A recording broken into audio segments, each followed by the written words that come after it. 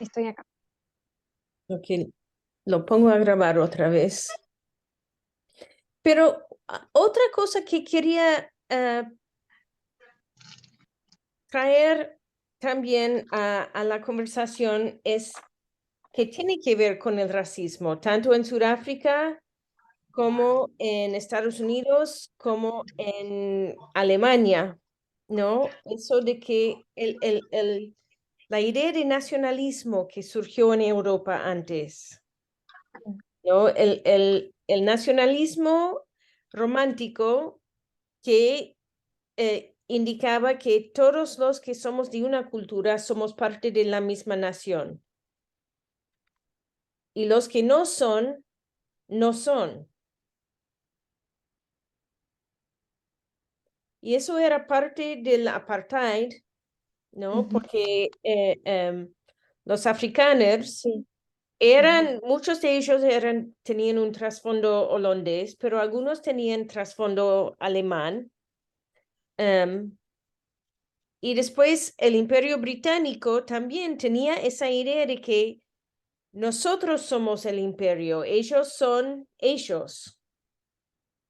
Entonces, esa idea de ver cuáles son las continuidades con pensamientos que surgieron en otros contextos y cuáles son los elementos que los transforman, que no los eliminan, pero los transforman en los nuevos contextos. Es algo que es importante también. Y sí, y las transformaciones que hubo sobre estas ideas en los Estados Unidos son muy diferentes que en Sudáfrica. Pero está todavía en el trasfondo ese ideal de que nosotros sí somos y los que no son como nosotros no llegan a ser. Ujú, ujú. Y yo creo que, bueno, eso es algo también para tener, Patricia, vos ya hiciste ITH3, pero para los otros también, pensando en los grupos protestantes que emigraron a la Argentina o al Río de la Plata desde Europa, ¿no? Y vinieron con el protestantismo. ¿Y cómo es que se integraron en la sociedad latinoamericana cuando llegaron? ¿No? Y yo creo que la confesión de Belliard es un desafío enorme para las iglesias en las Américas también, ¿no? En Norteamérica y en Suramérica.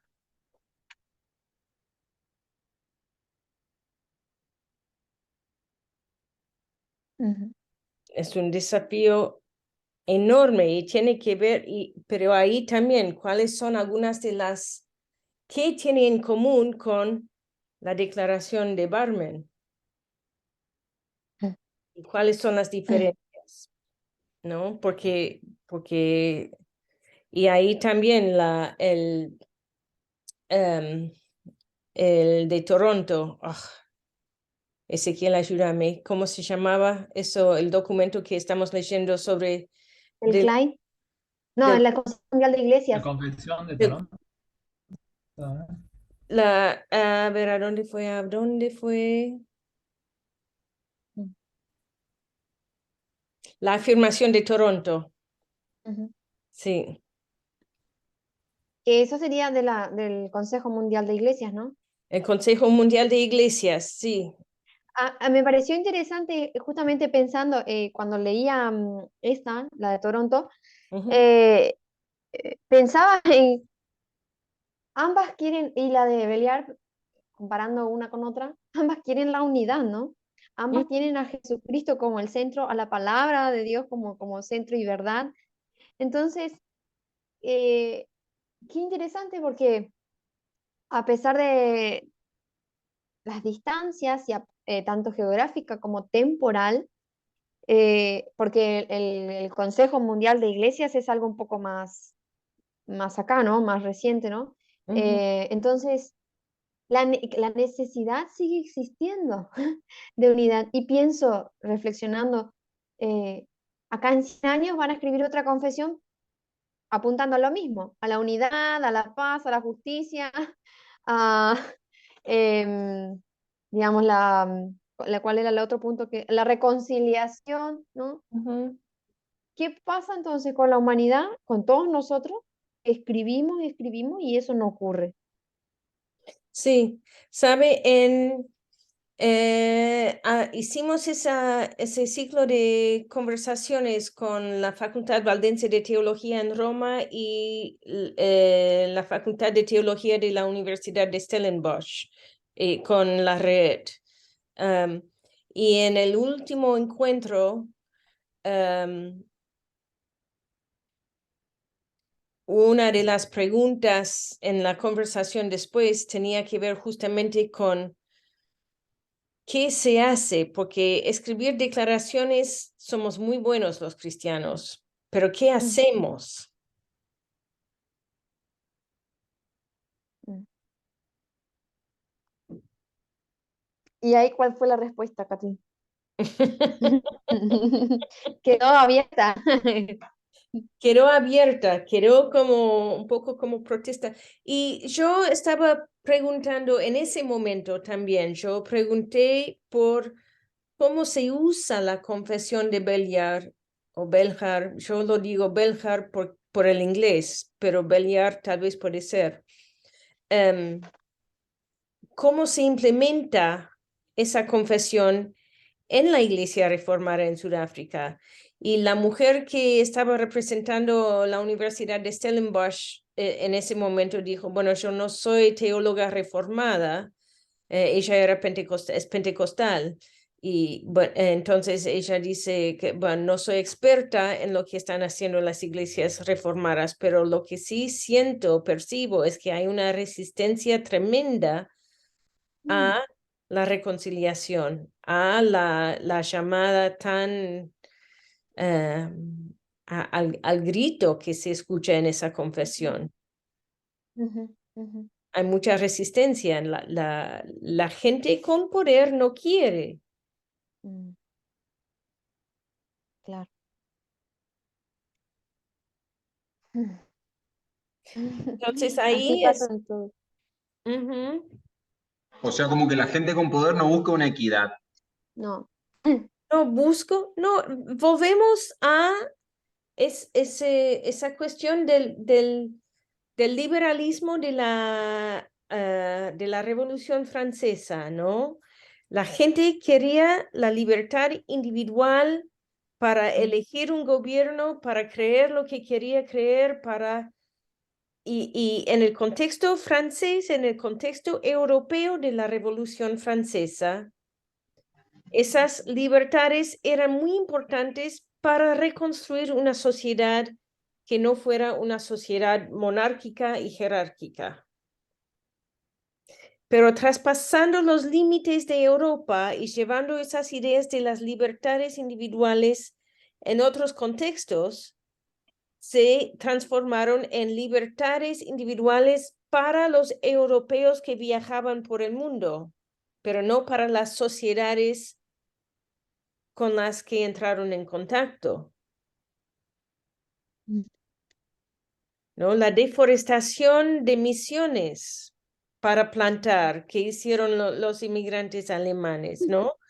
La, la, mi familia se estableció en territorio de las primeras naciones y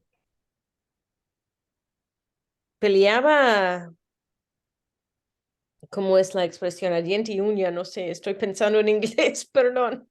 Pero no, son mis libertades. Yo tengo el derecho a la propiedad. Yo. Entonces se habla de cómo hacer justicia al pueblo Onondaga, que es el pueblo que es oriundo, que tiene un pedacito chiquito de tierra en las afueras de la ciudad donde yo me crié. ¿Cómo con toda esa sociedad blanca que vive en esa sociedad, en esa ciudad, y también los esclavos liberados que emigraron hacia el norte a esa ciudad, ¿cómo hacer justicia a la primera nación que estuvo ahí? ¿Cómo se hace? Entonces, por más que predicamos un evangelio, ¿cómo se implementa en la política cuando tenemos que trabajar políticamente con gente que no cree lo que nosotros creemos?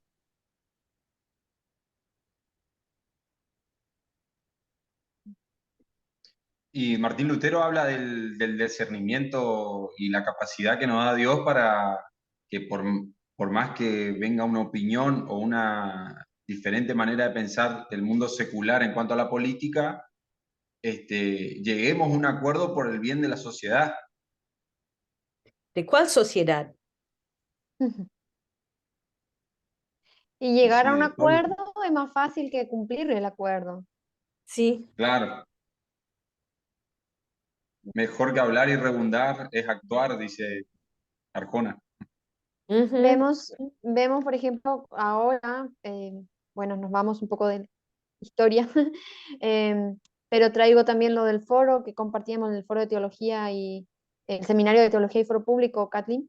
ujú. Veíamos, ¿no? Que la cuestión del cambio climático, años y años que se viene debatiendo y hay compromisos de parte de privados, de parte de estatales, de parte de las iglesias, de parte de todo el mundo, ¿no? Sin Todo el mundo está embargo, de acuerdo, pero seguimos y quemando se bosques. firman compromisos y todo, viste, toda la cosa. Sin embargo, no hay mucho cambio que digamos, ¿no? Sí, es penosa esa situación. Más que uno que otro, claro, porque, por ejemplo, tanto los gobiernos estatales como eh, Las empresas las privadas. organizaciones privadas, hay muchos intereses de por medio, ¿no? Muchas cuestiones. eh. Ujú, Yo hace un rato que te comentaba que hice un devocional y para ese devocional analicé un poco, estaba leyendo un poco sobre Qatar. ujú. Entonces yo escuchaba, ¿no? Es el domingo cuando se inauguró el Mundial, escuchaba que el estadio, en el estadio, para el agua de los inodoros, de los depósitos, digamos, es agua reciclada, porque el agua que cae de los aire acondicionados la ponen ahí otra vez y bueno, se reutiliza, ¿no? Ujú, Entonces voy a decir, wow, qué genial. Y pero hoy leía que es el principal contaminante, o sea, el principal, ¿cómo se dice? Que libera dióxido de carbono a nivel mundial. Entonces voy a decir, para un poco. Y pero eso nadie dice. ujú, ujú, ujú. Sí, sí. Ahora, se me cruzó em, para volver Perdón. a nuestro Estábamos en la a Convención de nuestros Beliar. temas de esta clase. Se me cruzó una idea y después se me fue. Em, ah, quería retomar lo que dijo José sobre Martín Lutero, ¿no? Y para volver atrás un poco al primer módulo de este curso.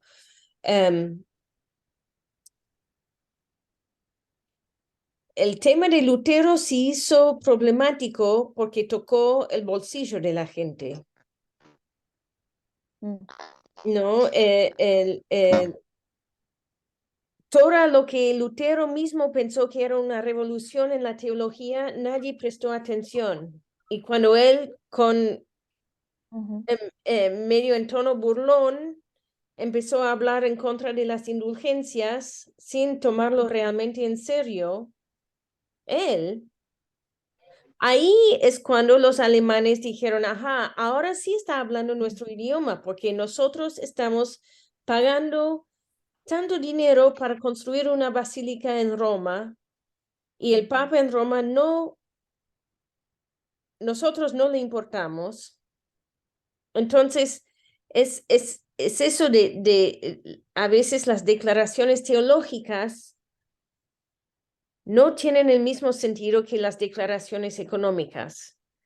Pero las declaraciones económicas entonces van a tener sentido para algunos y no para otros, y van a producir tensiones y guerras.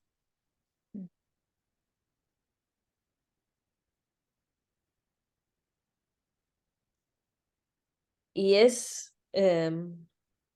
si pensamos entonces en la declaración de Barmen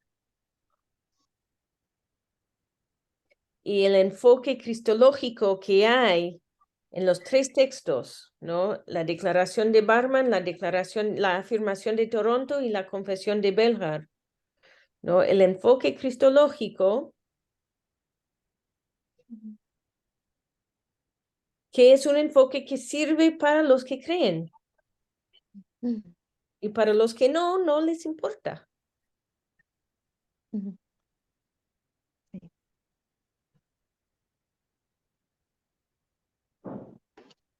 ¿No? Y esta mezcla de mezclar ideología de mi cultura, mi iglesia es parte de mi cultura, que era parte del romanticismo alemán,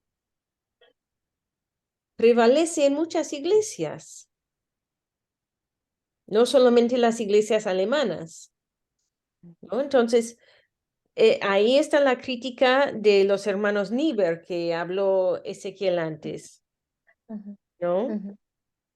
Miramos nuestra cultura y qué es lo que más nos importa, nuestra cultura o nuestra fe. Es la crisis de la fe, y la crisis civilizatoria nos lleva a una crisis de fe. Lo hizo en la declaración de Barmen y lo ha hecho en otras declaraciones. Manifiestan una crisis de fe que se toma en consideración la crisis civilizatoria del momento, pero están siempre en contextos en que hay pero mi cultura dice esto. Entonces, cuando miramos estas declaraciones teológicas en un contexto histórico, tenemos que considerar cuáles son las actitudes, cuáles son las posturas, cuáles son las filosofías que subyacen y que contradicen y que conversan. ¿Cuál es el diálogo aquí entre la declaración teológica y la filosofía circundante?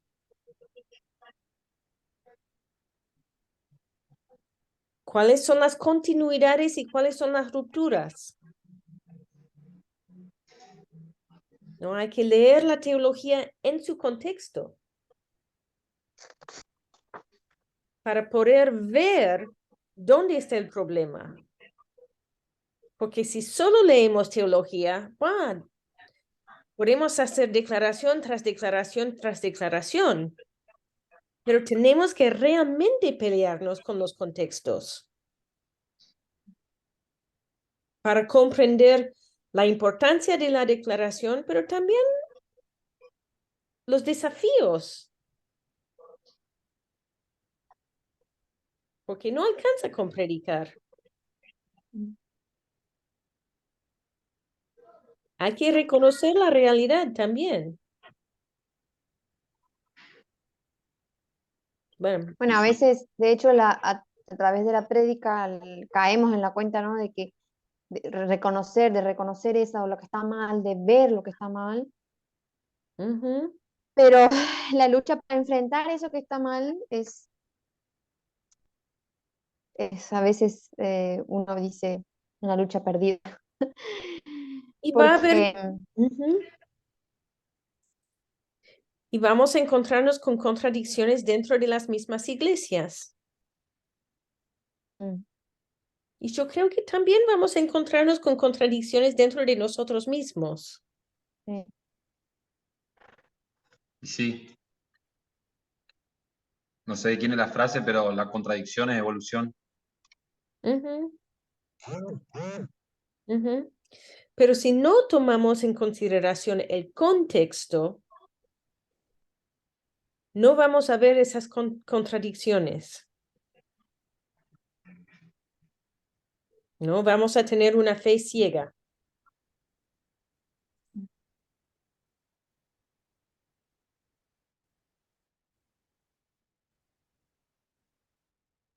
Sí,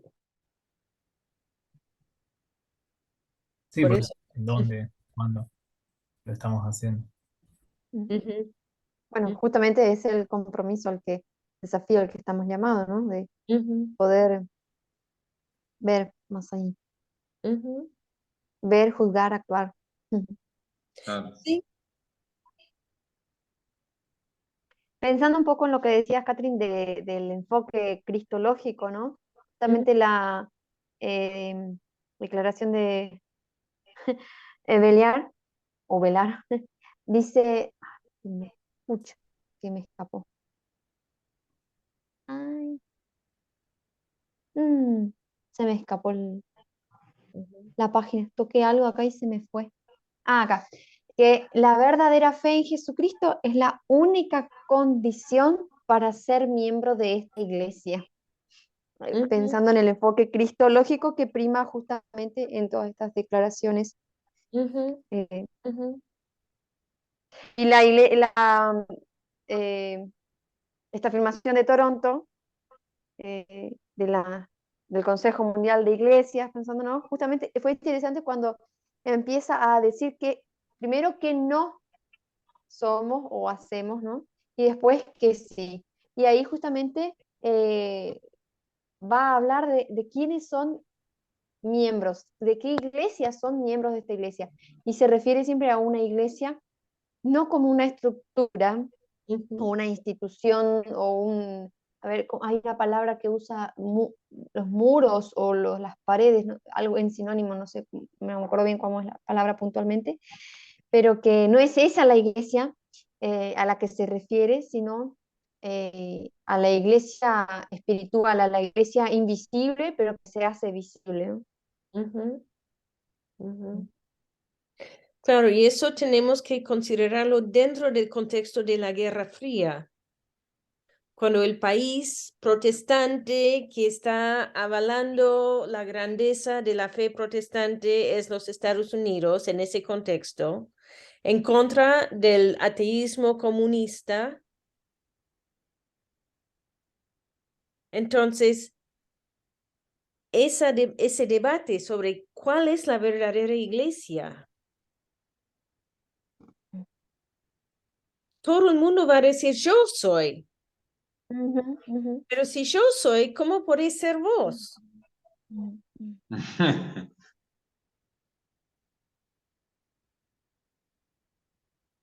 ujú.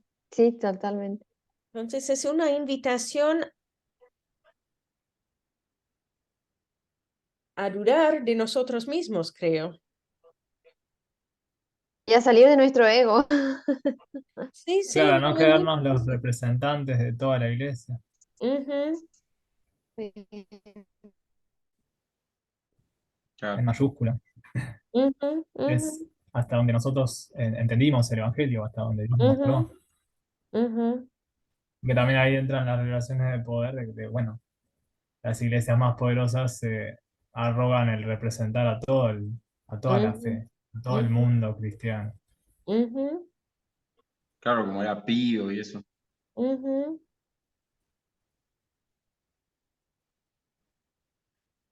Sí, sí, sí.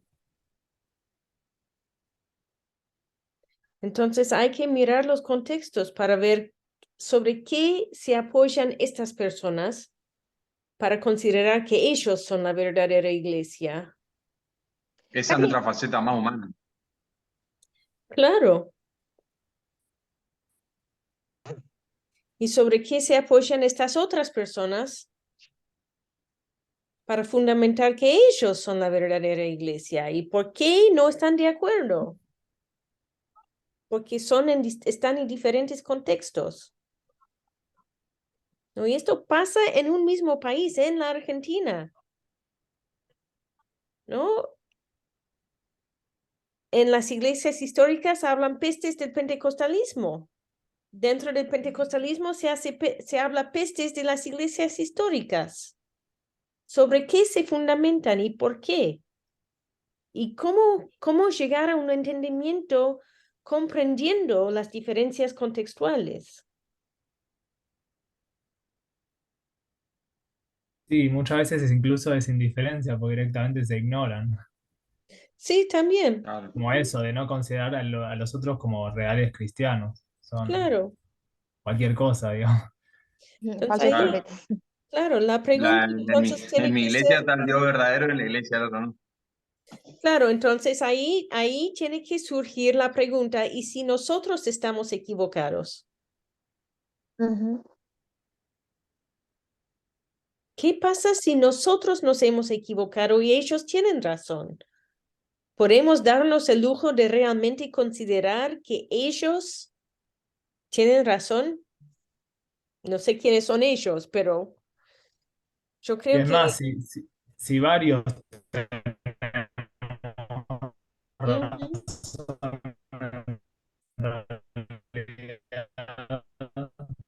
en sí, distintas cosas, pues los veo congelados. Sí, Eh, Ezequiel. no, sí, bueno, que pienso que incluso puede ser que varios tengamos algo de razón porque vamos descubriendo de a poco cosas que Dios nos muestra y que no llegamos a entender del todo.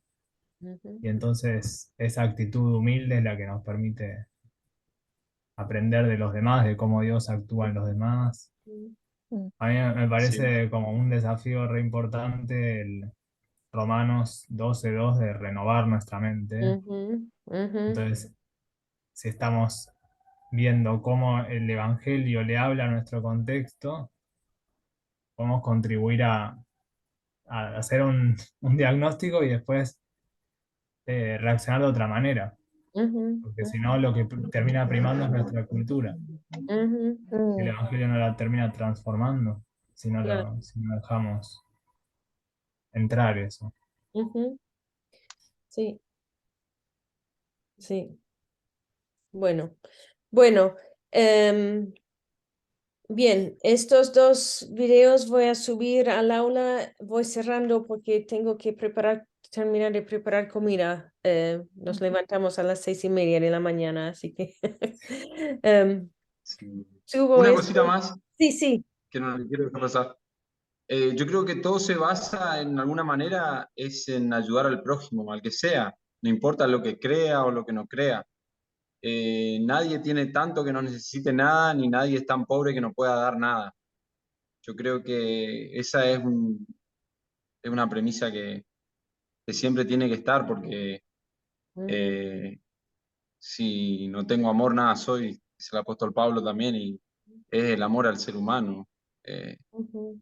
Vamos a la iglesia porque amamos a la gente y recibimos amor también y para entregar amor también. Así que hay varias cosas ahí que Sí, sí, sí, sí. eso, Yo creo que en la diaconía y en la cotidianidad, ahí está, ahí es una clave que es muy importante. Pero en el estudio para poder comprender a los que no son parte de mi grupo, las herramientas del estudio histórico, de realmente luchar por comprender otros contextos, son muy importantes. claro, De salir de mi zona de confort para comprender otro contexto. claro, Y cada vez que leemos un documento histórico que tiene su contexto, tenemos que salir de nuestro contexto para comprender el contexto de esa fuente primaria. claro, Ujú. Porque tenemos que llegar a un encuentro con gente que no es parte de mi grupo. claro. Ujú. Sí, bien. Em, Probablemente es posible que suba estos materiales mañana a la mañana. Voy a intentar hacerlo hoy a la noche, pero no sé si llego. Em, pero mañana a la mañana estarán y bueno, espero que León y Marcos bueno, si tienen preguntas o dudas, se comunicarán conmigo. Y bien, bueno. Catherine, una pregunta respecto a la actividad semanal. Era Ujú. la lectura y la participación de esta clase, ¿no? De este Claro, sincrónica. claro, No hay claro. foro ni nada. No hay foro ni nada. No, la idea era que ustedes puedan conversar los contextos, elegir un contexto en que enfocar para poder hacer el trabajo práctico de la semana que viene y tomar el tiempo esta semana para entrar en ese contexto para poder Ya, después la vale, semana que viene desarrollar el trabajo práctico. bien. Está bien. Ujú. Esa era la idea, sí. ¿Ok? Bueno, gracias. Bueno, hasta Bueno, luego. Adiós. Gracias. chao. Chao, Gracias. chao. Buena semana. Un placer. Chao. Chao, chao.